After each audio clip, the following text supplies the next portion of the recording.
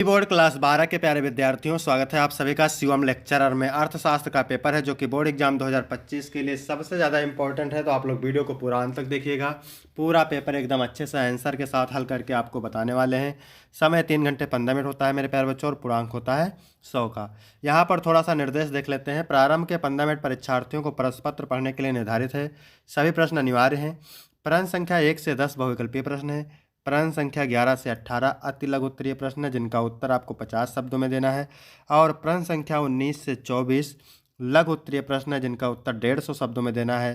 प्रश्न संख्या 25 से 27 विस्तृत उत्तरीय प्रश्न है जिनका उत्तर आपको 300 शब्दों में देना है। तो सभी लोग वीडियो को लाइक कर देंगे, चैनल पर नए होंगे चैनल को सब्सक्राइब कर देंगे, वीडियो को शेयर कर देंगे। चलिए शुरू करते हैं बहुविकल्पीय प्रश्न। प्रश्न नंबर 1 है, अर्थशास्त्र की कल्याण संबंधी परिभाषा किसने दी? Adam Smith, Marshall, Robbins, Keynes. तो मेरे प्यारे बच्चों, अर्थशास्त्र की कल्याण संबंधी परिभाषा मार्शल ने दी है। खा ऑप्शन करेक्ट हो जाएगा। इसके बाद प्रश्न नंबर 2 है, जब मांग वक्र क्षैतिज होता है तब मांग की लोच होती है इकाई से अधिक, इकाई के बराबर, शून्य या अनंत। तो जब मांग वक्र क्षैतिज होता है तब मांग की लोच होती है इकाई के बराबर। खा ऑप्शन करेक्ट हो जाएगा। इसके बाद मेरे प्यारे बच्चों प्रश्न नंबर 3 है, निम्नलिखित में से कौन सा लागत वक्र यू आकार का नहीं होता? औसत लागत, सीमांत लागत, औसत परिवर्ती लागत, औसत स्थिर लागत। तो यहाँ पर सही हो जाएगा मेरे प्यारे बच्चों औसत स्थिर लागत। ठीक है, क्या सही हो जाएगा? यहाँ पर सही हो जाएगा प्रश्न नंबर 3 का औसत स्थिर लागत। खा ऑप्शन करेक्ट हो जाएगा। इसके बाद प्रश्न नंबर 4 है, मांग की लोच, मांग की कीमत लोच का क्या अभिप्राय है?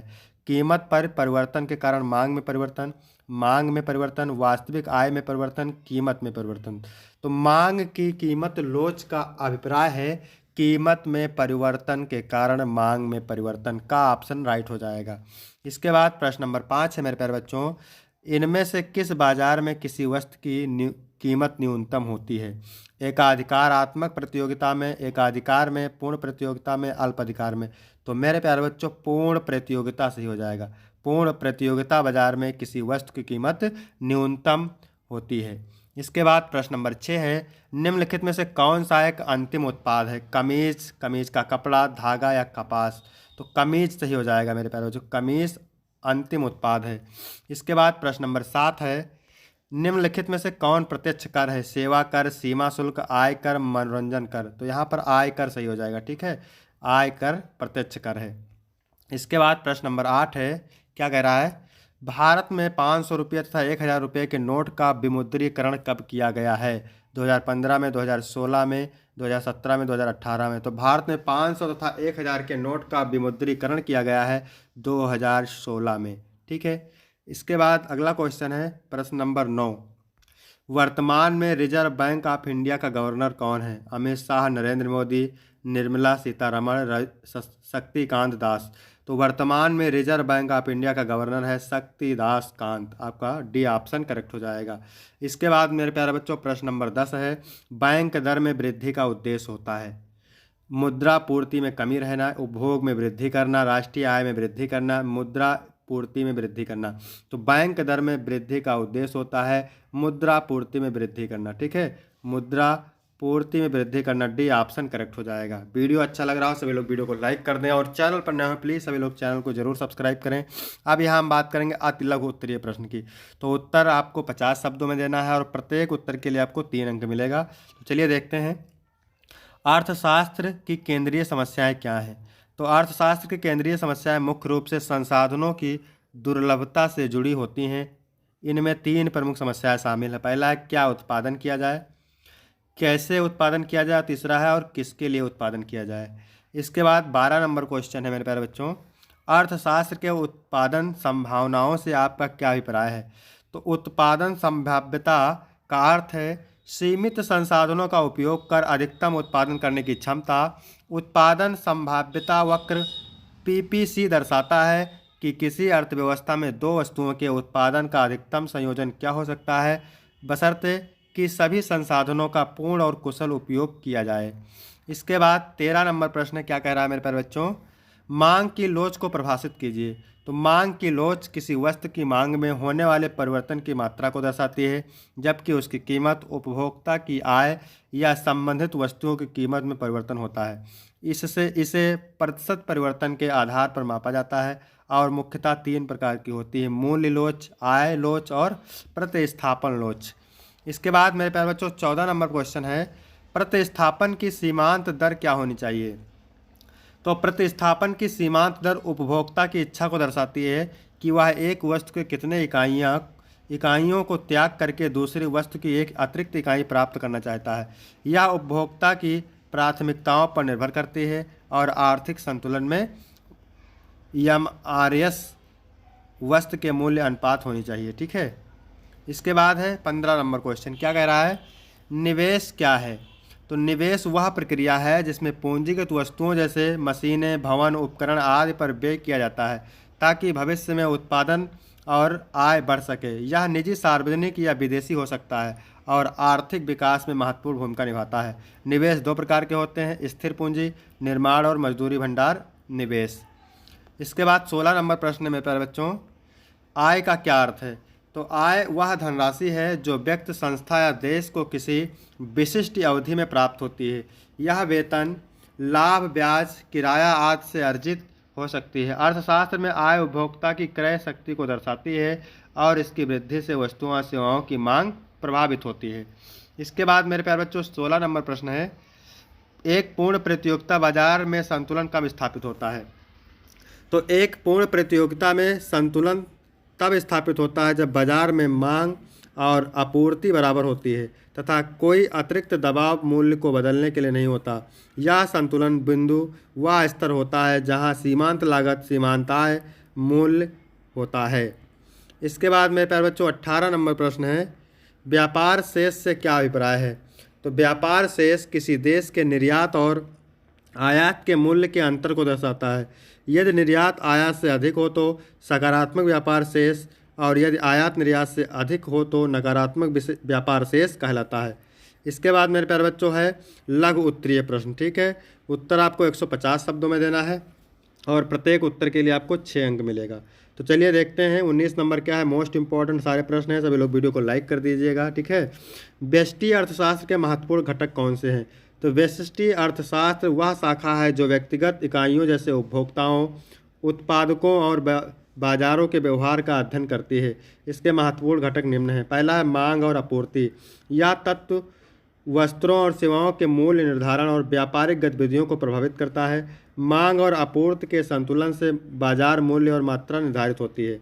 इसके बाद अगली हेडिंग लिखेंगे उपभोक्ता व्यवहार। यह अध्ययन करता है कि उपभोक्ता अपनी सीमित आय के साथ किस प्रकार से विभिन्न वस्तुओं और सेवाओं का चयन करते हैं। तीसरा है उत्पादक व्यवहार। इसमें उत्पादन प्रक्रिया, लागत और लाभ पर ध्यान केंद्रित किया जाता है। उत्पादक यह निश्चित करते हैं कि वह किस प्रकार और कितनी मात्रा में वस्त्रों का उत्पादन करेंगे। इसके बाद चौथा नंबर है बाजार संरचना। इसमें विभिन्न प्रकार के बाजार जैसे पूर्ण प्रतिस्पर्धा, अपूर्ण प्रतिस्पर्धा, एकाधिकार आदि की पहचान की जाती है और उनके प्रभाव का विश्लेषण किया जाता है। इसके बाद 20 नंबर प्रश्न में प्यारे बच्चों, मांग की लोच को प्रभावित करने वाले कारकों को लिखिए। तो मांग की लोच वह माप है जो यह दर्शाता है कि कीमत में 1% बदलाव के परिणामस्वरूप मांग में कितनी प्रतिशत वृद्धि या कमी हो सकती है या कई कारकों से प्रभावित होती है। इसमें पहली हेडिंग है वस्तु का स्थापन। यदि किसी वस्तु का अच्छा स्थापन उपलब्ध है तो मांग अधिक लोचशील होती है। जैसे कोला और पेप्सी में स्थान उत्पन्नता होने पर मूल्य वृद्धि पर मांग घट सकती है। दूसरा है आवश्यकता विलासिता। आवश्यकता वस्तुओं की मांग कम लोचशील होती है जबकि विलासिता वस्तुओं की मांग अधिक लोचशील होती है। उदाहरण के लिए दवाइयाँ और खाद्यान्न की मांग में ज़्यादा बदलाव नहीं होता। इसके बाद तीसरी हेडिंग है समय का कारक। लंबी अवधि में उपभोक्ताओं के पास विकल्प होते हैं जिससे मांग अधिक लोचशील होती है। संक्षिप्त अवधि में यह कम हो सकती है। चौथा है उपभोक्ताओं की आय। उच्च आय वाले उपभोक्ता कम लोचशील होते हैं क्योंकि वे मूल्य वृद्धि के बावजूद वस्तु की मांग बनाए रखते हैं। पांचवा है वस्तु का अनुपात। यदि वस्तु का मूल्य कुल खर्च का बड़ा हिस्सा है तो उसकी मांग अधिक लोचशील होती है। इसके बाद छठा नंबर प्रश्न है प्यारे बच्चों, वस्तु का उपयोग। अगर वस्तु का उपयोग रोजमर्रा में होता है तो उसकी मांग कम लोचशील होती है। इसके बाद है 21 नंबर प्रश्न। ये क्या कह रहा है मेरे प्यारे बच्चों, उत्पादन फलन की संकल्पना को समझाइए। उत्पादन फलन एक आर्थिक अवधारणा है जो यह दिखाती है कि विभिन्न उत्पादन संसाधनों जैसे श्रम, पूंजी और भूमि के संयोजन से किसी वस्तु या सेवा का उत्पादन किस हद तक बढ़ सकता है। यह गणना करता है कि किन संसाधनों का उपयोग करके अधिकतम उत्पादन प्राप्त किया जा सकता है। फिर आगे लिखेंगे मेरे प्यारे बच्चों, उत्पादन फलन को आमतौर पर एक समीकरण के रूप में प्रस्तुत किया जाता है जिसमें उत्पादन क्यू को संसाधन श्रम पूंजी के संयोजन के रूप में व्यक्त किया जाता है, जैसे क्यू बराबर यफ यल के। यहाँ पर यफ एक कार्य है जो यह दर्शाता है कि संसाधनों के संयोजन से उत्पादन कैसे प्रभावित होता है। उत्पादन फलन की विश्लेषण करके यह समझा जा सकता है कि संसाधनों में वृद्धि के साथ उत्पादन में कितनी वृद्धि होगी। इसके आगे लिखेंगे मेरे प्यारे बच्चों, उत्पादन फलन का उपयोग लागत, लाभ और अन्य आर्थिक निर्णयों के लिए महत्वपूर्ण है क्योंकि यह उत्पादन क्षमता और संसाधनों की दक्षता को मापने में मदद करता है। इसके बाद 22 नंबर प्रश्न क्या कह रहा है, समष्टिपरक आर्थिक विश्लेषण का महत्व बताइए। तो समष्टिपरक आर्थिक विश्लेषण एक व्यापक दृष्टिकोण प्रदान करता है जो देश या क्षेत्र की समग्र आर्थिक स्थिति का अध्ययन करता है। इसका महत्व निम्नलिखित है। पहली हेडिंग लिखेंगे, आर्थिक नीतियों का निर्धारण। समष्टिपरक विश्लेषण का सरकारों और केंद्रीय बैंकों को अर्थव्यवस्था की दिशा और स्थिरता बनाए रखने के लिए सही नीतियां बनाने में मदद करता है। उदाहरण के लिए मुद्रास्फीति नियंत्रण, बेरोजगारी घटाना। दूसरा है आर्थिक विकास का आकलन। यह समग्र आर्थिक वृद्धि, राष्ट्रीय आय और विकास दर को मापने में मदद करता है जिससे विकास के टेंडर्स को समझा जा सकता है। इसके बाद अगली हेडिंग लिखेंगे, व्यापार चक्र। तीसरी हेडिंग है व्यापार चक्र। समष्टिपरक विश्लेषण से यह जानने में मदद मिलती है कि अर्थव्यवस्था मंदी और विस्तार के दौरान किस प्रकार प्रतिक्रिया करती है जिससे प्रभावी रणनीतियाँ बनाई जा सकती हैं। चौथा है वित्तीय स्थिरता। यह अर्थव्यवस्था के प्रमुख क्षेत्र जैसे सार्वजनिक वित्त, बैंकों और मुद्रा आपूर्ति की स्थिरता का मूल्यांकन करता है। इसके बाद मेरे प्यारे बच्चों 23 नंबर प्रश्न क्या कह रहा है, मुद्रा के मूल्य संचय भंडार कार्य का महत्व समझाइए। मुद्रा का मूल्य संचय भंडार कार्य अर्थव्यवस्था में महत्वपूर्ण भूमिका निभाता है क्योंकि यह मुद्रा को भविष्य में किसी वस्तु या सेवा को खरीदने के लिए संरक्षित और उपयोगी बनाता है। इसका महत्व निम्नलिखित है। पहला है बचत और निवेश। मुद्रा का मूल्य संचय भंडार कार्य यह सुनिश्चित करता है कि उपभोक्ता अपनी आय को बचाकर भविष्य में कितनी आवश्यकता के लिए उपयोग कर सके, जैसे कि स्वास्थ्य, शिक्षा या रिटायरमेंट के लिए बचत। दूसरा है मूल्य स्थिरता। जब मुद्रा का मूल्य स्थिर रहता है तो लोग इसे भविष्य में किसी वस्तु या सेवा को खरीदने के लिए सुरक्षित रूप में रख सकते हैं बिना इसके मूल्य में अधिक उतार चढ़ाव के डर के। ठीक है। फिर है तीसरा, व्यापार में स्थिरता। मुद्रा के इस कार्य से व्यापारी और उपभोक्ता आर्थिक निर्णयों में सहज रहते हैं क्योंकि वे जानते हैं कि मुद्रा का भविष्य में मूल्य नहीं घटेगा। चौथा है अर्थव्यवस्था में विश्वास। यह मुद्रा में विश्वास पैदा करता है जिससे अर्थव्यवस्था में स्थिरता और विकास संभव होता है। इसके बाद 24 नंबर प्रश्न है मेरे प्यारे बच्चों, सरकारी बजट में राजस्व प्राप्तियां क्या है। तो सरकारी बजट में राजस्व प्राप्तियां वह आय होती हैं जो सरकार को अपने सामान्य संचालन और योजनाओं के लिए प्राप्त होती हैं। यह आय मुख्यतः दो स्रोतों से आती है। पहला है कर राजस्व। यह सरकार द्वारा विभिन्न प्रकार के करों जैसे आय कर, बिक्री कर, कस्टम ड्यूटी और उत्पादन शुल्क से प्राप्त होती हैं। कर राजस्व सरकार के मुख्य वित्तीय स्रोत होते हैं। इसके बाद आगे लिखेंगे गैर कर राजस्व। इसमें सरकार द्वारा प्राप्त अन्य आय शामिल होती हैं जैसे सरकारी संपत्तियों की बिक्री, ब्याज आय, फाइन और जुर्माना और विभिन्न सरकारी सेवाओं के शुल्क। राजस्व प्राप्तियां सरकार के खर्चों के लिए वित्तीय आधार प्रदान करती हैं जिससे वह अपने प्रशासनिक कार्य, सामाजिक कल्याण योजना और बुनियादी ढांचे के विकास को चला सकती हैं और यह आय सरकार के ऋणों और अन्य वित्तीय दायित्वों को भी कम करने में मदद करती हैं। इसके बाद मेरे प्यारे बच्चों दीर्घ उत्तरीय प्रश्न है। उत्तर आपको 3 शब्दों में देना है और प्रत्येक उत्तर के लिए आपको 10 अंक मिलेंगे। 25 नंबर क्या कह रहा है, एक आदर्शात्मक अर्थशास्त्र से आप क्या समझते हैं। वास्तविक एवं आदर्शात्मक अर्थशास्त्र में अंतर।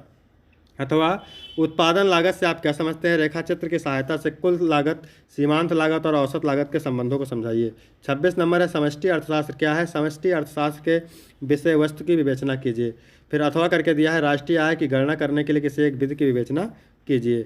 इसके बाद 27 नंबर है मेरे प्यारे बच्चों, केंद्रीय बैंक की साख नियंत्रण वीडियो की व्याख्या कीजिए। अथवा भुगतान संतुलन किसे कहते हैं। भुगतान संतुलन के असंतुलन के क्या कारण हैं। यहाँ तक मेरे प्यारे बच्चों वीडियो कंप्लीट होता है। वीडियो अच्छा लगा हो तो वीडियो को लाइक करें, चैनल को सब्सक्राइब करें। फिर मिलते हैं आपको अगले वीडियो में, तब तक के लिए धन्यवाद।